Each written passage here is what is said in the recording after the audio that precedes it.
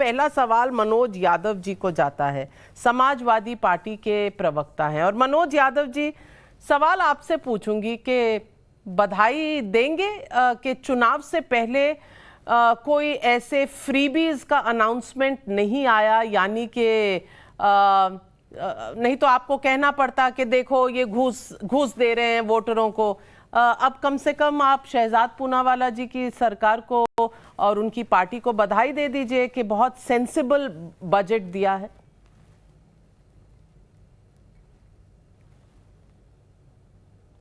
सबसे पहले मैं आपके जल्द स्वस्थ होने की ईश्वर को धन्यवाद देता हूं, चूंकि आपकी तबीयत खराब थी और ये जान के मुझे भी बड़ा अफसोस हुआ। मेरे ख्याल से ठंड अधिक थी इस वजह से, तो ईश्वर का बहुत बहुत धन्यवाद। सबसे महत्वपूर्ण बात ठंड नहीं लगी आपने थी, जो कहा कि मुझे वो कोविड वाला वायरस लग गया था। ठंड को तो मैं झेल लेती हूँ, गर्मी भी झेल लेती हूँ। मैं भी हो सकता। जी जी जी जी जी बिल्कुल बिल्कुल बिल्कुल। मैं शहजाद पूनावाला जी को और पूरी बीजेपी को इस बात की बधाई देता हूं कि उन्होंने अपने 10 साल के टेनओवर का अंतिम बजट किया, जिसको मैं विदाई बजट के रूप में उनको बहुत बहुत शुभकामनाएं दूंगा। और वो बातें इसलिए स्पष्ट और सामने आ गई कि सरकार के खजाने में कुछ है ही नहीं है, तो देगी सरकार जनता को क्या। और जिन बातों पे चर्चा की जा रही है, जिन बातों को देखा गया, मैं हतप्रभ हूं।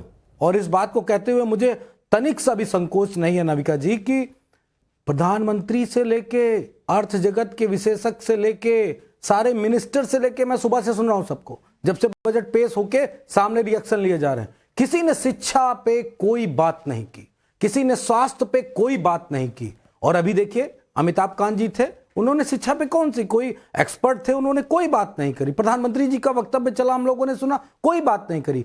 वो देश कैसे शक्तिशाली बन सकता है, वो कैसे विकसित भारत बन सकता है जहां शिक्षा पे कोई बात ही नहीं हो रही है। और सबसे बड़ी बात नाविका जी, आपको याद होगा और मुझे तो बेहतर याद है, जब हम 2000 में पहुंच रहे थे, सन 2000 में 99 से, तब भी बीजेपी की सरकार थी। और उस वक्त का वो मुझे पूरी मतलब बिल्कुल मेरे सामने वो पिक्चर घूम रही है कि सारे न्यूज चैनल कह रहे थे कि भारत 2000 यानी 2020 में भारत महाशक्ति बन जाएगा। अब 48 में पहुंचा दिए। चलिए, तब से शहजाद पूनावाला जी, इनको शिक्षा पर कुछ नजर नहीं आया।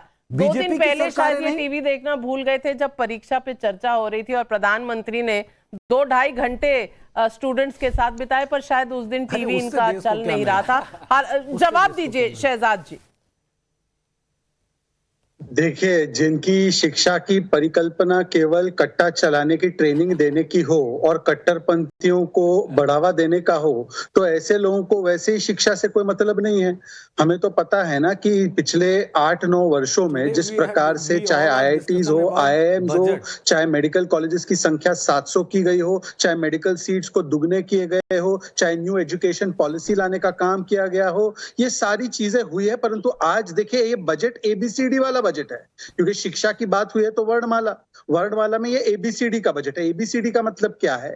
A फॉर आत्मनिर्भर भारत को बनाने की ओर एक प्रबल कदम जो पहले भी लिया गया है। और आनंद रंगनाथन बैठे, वो बताएंगे कि एक समय पर हम डिफेंस के मटेरियल को इंपोर्ट करते थे, आज 16,000 करोड़ का एक्सपोर्ट करते हैं। और इसी आत्मनिर्भरता के चलते आज टॉय कंपनीज जो है, टॉय मैन्युफैक्चरिंग जो है वो भारत में होती है, मोबाइल मैन्युफैक्चरिंग भारत में होती है।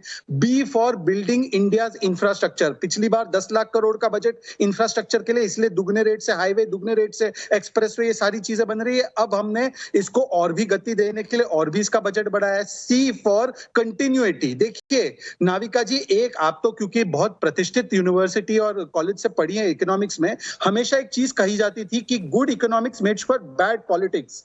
और सबा नकवी जी भी हमारे साथ बैठी, आपको याद होगा कि ये बहुत आम बात हो गई थी। पर Modi is the first person who has not only given pro-incumbency का narrative but also good economics can lead to good politics। ये आज ये C for continuity and D for development, मतलब विकसित भारत बनाने की ओर। और विकसित भारत तब बनता है जब 25 करोड़ लोगों को गरीबी से बाहर निकाला जाता है, जब अर्थव्यवस्था को 10वें से 5वें पर ले जाया जाता है, जब बुनियादी चीजों से लेकर टॉयलेट बनाने की बात हो या स्कूल बनाने की बात हो, से लेकर चंद्रमा के दक्षिणी ध्रुव तक पहुंचने के लिए इसरो में इन्वेस्ट करने की बात हो, तो आम आदमी को क्या लाभ दे रहा है ये और बताओ। मैं शुभकामनाएं ABCD देता हूं क्यों निर्मला पढ़ा रहे जी भाई? को कि उन्होंने नारी शक्ति कैसे हो सकती है उसका एक बहुत ही अच्छा परिचय दिया। आप भी चैनल चलाती हैं, पूरे चैनल को आप भी नारी शक्ति का प्रतिबिंब, सबा नकवी विश्लेषण में नारी शक्ति का प्रतिबिंब, अरे और मैं निर्मला जी लगातार इस देश के बात को बजट को आपसे संभाल